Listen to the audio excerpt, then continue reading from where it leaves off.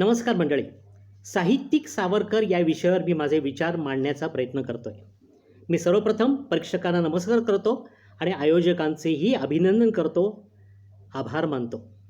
तुझसाठी मरण ते जनन, तुझ वीण जनन ते मरण, या त्यांनीच लिहिलेल्या दोन ओळी म्हणजे स्वातंत्र्यवीर विनायक दामोदर सावरकर आणि सावरकर परिवाराचं संपूर्ण चरित्र सामावलेलं आहे असं म्हटलं तर चुकीचं ठरणार नाही. तेरी सेवा में भारत अगर सर जाए तो जाए, ही त्यांनी लिहिलेली उर्दू कविता.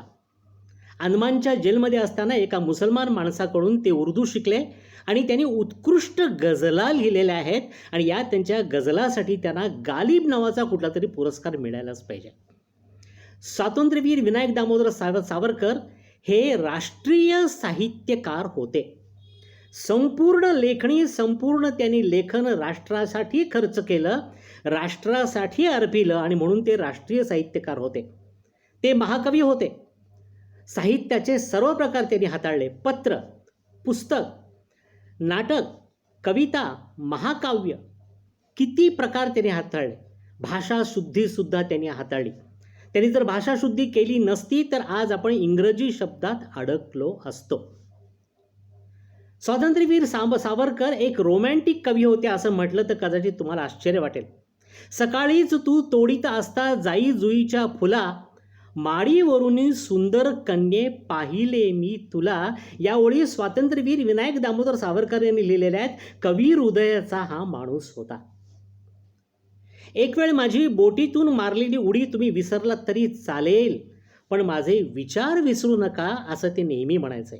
दुर्दैवाने आपल्या देशात महापुरुषांच्या जयंत्या आणि पुण्यतिथ्या साजऱ्या करताना डॉल्बीच्या दणदणाटात आपण या महापुरुषांचे विचार बुडवून टाकतो.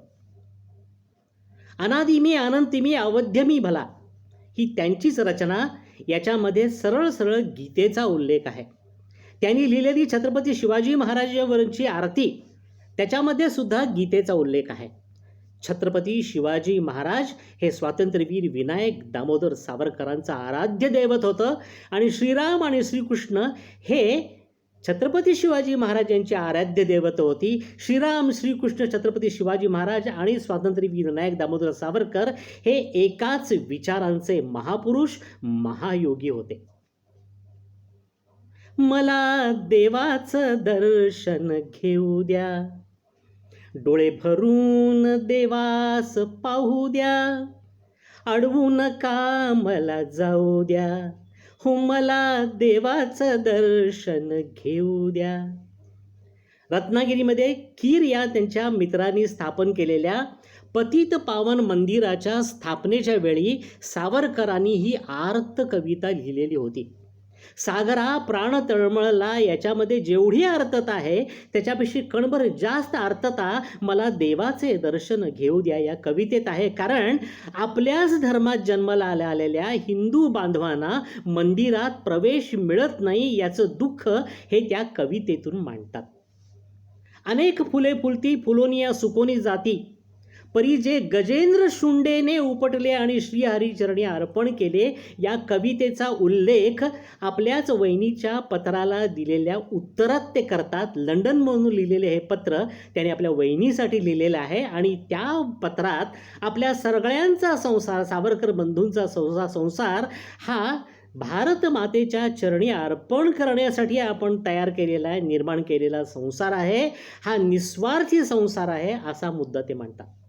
साहित्य संमेलनाच्या अध्यक्षपदावरून त्यांनी सांगितलं होतं, लेखण्या मोडा आणि हातात बंदुका घ्या.